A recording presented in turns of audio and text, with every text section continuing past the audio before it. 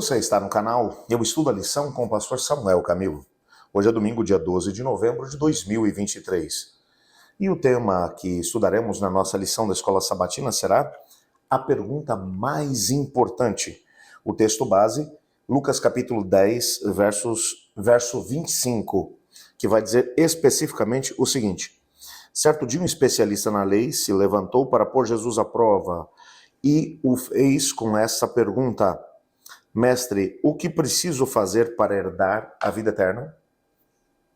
Antes de podermos nos aprofundar um pouco mais no estudo, eu o desafio a gastar alguns momentos para orar junto comigo, pedindo que o Espírito Santo fale conosco. Obrigado, Senhor Deus, por Tua palavra, pela certeza que temos de que Teu Espírito fala ao nosso coração. Clamamos nesse momento de forma intensa para que o Senhor fale de forma poderosa. Por favor, esteja conosco ao termos a possibilidade de entender um pouco mais do Teu amor. Em nome de Jesus oramos. Amém. Uma das coisas que nós podemos aprender a respeito das pessoas é que tudo aquilo que as pessoas fazem tem por detrás algum tipo de motivação. As motivações, elas podem ser boas ou podem ser más. Mas o que eu tenho descoberto no decorrer desses 21 anos de ministério é que o Senhor Deus, Ele trabalha de uma forma tão extraordinária que mesmo motivações que às vezes não são tão boas, podem ser transformadas em bênção para a vida dos outros. Eu vou te dar um exemplo que não tem muito a ver com aquilo que foi mencionado no nosso guia de estudos hoje, mas que serve como ilustração.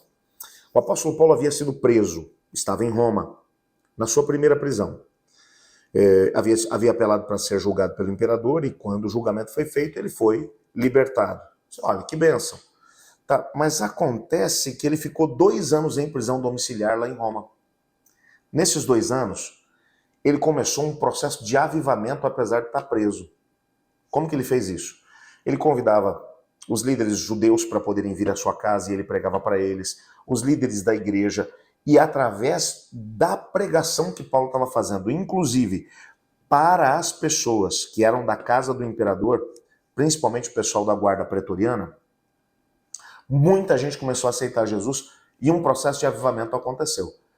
Alguns indivíduos, e lá na carta aos Filipenses Paulo vai falar sobre isso, alguns indivíduos motivados por inveja começaram também a pregar e a apresentar Jesus. Eles não tinham as melhores motivações. A inveja não é uma motivação que poderíamos chamar de uma motivação altruísta para que o evangelho pudesse ser pregado.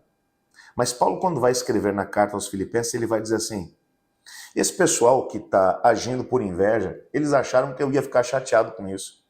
Eu estou feliz da vida porque o nome de Cristo está sendo pregado, seja por que motivação for.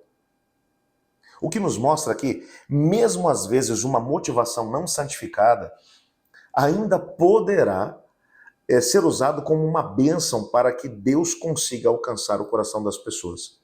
Tanto daquele que está apresentando a mensagem, como também daquele que está recebendo. Esse texto, ele está falando especificamente de quem está recebendo. O texto menciona que um intérprete da lei, um escriba, ele se aproximou de Jesus e ele queria colocar Jesus à prova. A motivação dele, portanto, não era nada boa. Ele queria pegar Jesus numa contradição, até porque Jesus ele não tinha estudado em nenhuma escola rabínica. Jesus não passou por essa experiência. Provavelmente seu primeiro professor teria sido seu pai, José. Até porque quando você olha para a tradição judaica e a maneira como os escritos do Antigo Testamento eram ensinados para os filhos, normalmente isso era feito pelo pai. E Mateus, principalmente, vai mencionar que José tomou Jesus como seu primogênito. Ele passou a ser o primogênito de José, porque Deus tinha um propósito através disso tudo.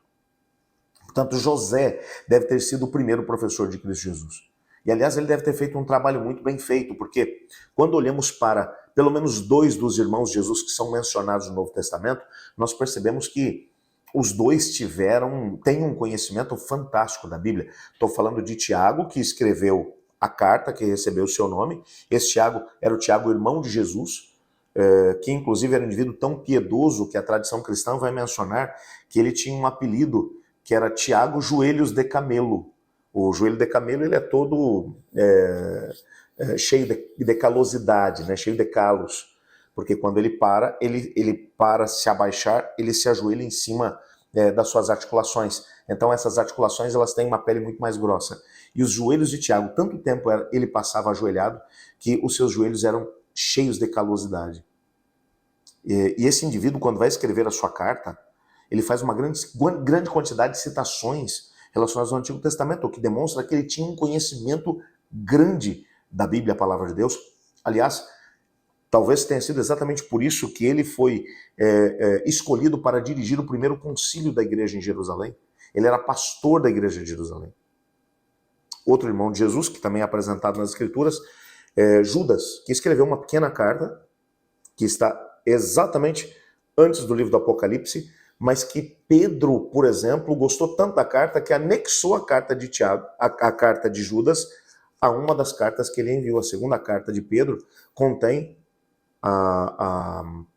todo o conteúdo da carta de Tiago, aliás, a carta de Judas, que é uma carta que também, apesar de ter um capítulo só, mas ela possui uma grande quantidade de citações e demonstra que ele tinha um conhecimento vasto daquilo que eram os livros considerados sagrados no contexto do Antigo Testamento. Tudo isso provavelmente ensinado por seu pai, José, o mesmo pai terreno de Jesus.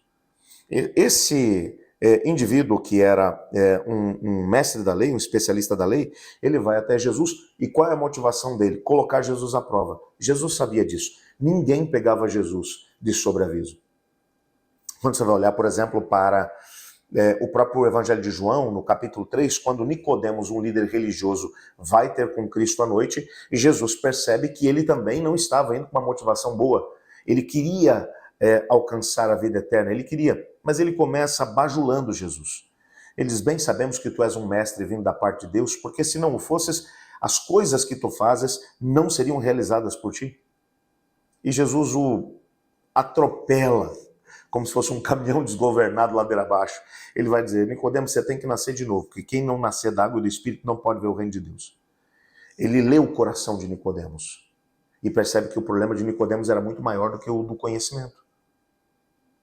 Portanto, a motivação do Nicodemos quando veio ter com Jesus também não era uma motivação totalmente santificada. Aliás, Nicodemos só foi se entregar a Jesus depois que Jesus morreu na cruz do Calvário. Foi quando ele assumiu que era seguidor de Jesus e foi lá junto com José de Arimateia para poder pegar o corpo dele e colocar na sepultura. Esse especialista na lei, ele também está querendo colocar Jesus à prova. Mas ele faz uma boa pergunta. E a pergunta que ele vai fazer é, mestre, o que preciso fazer para herdar a vida eterna? A pergunta era boa.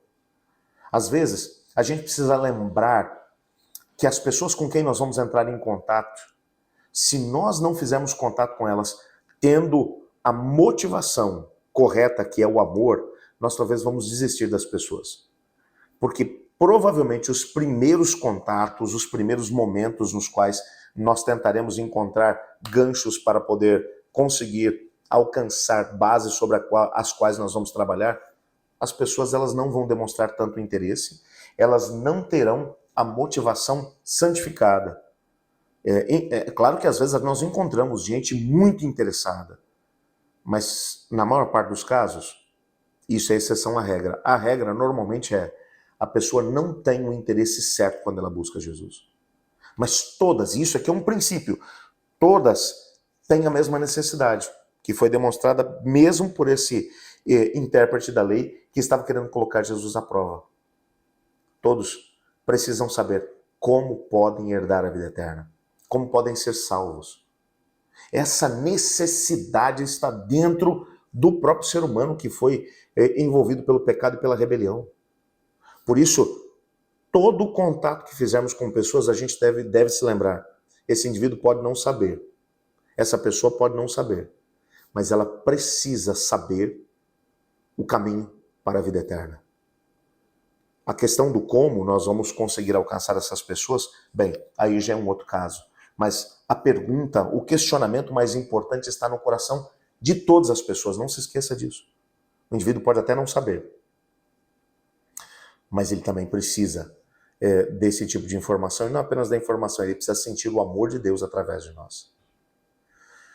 Eu quero orar pedindo a Deus para que nos ajude a ter esse tipo de paciência com as pessoas com quem entraremos em contato. E ao mesmo tempo, para que Deus possa nos ajudar a viver uma experiência forte ao lado do Senhor Deus. Vamos orar comigo?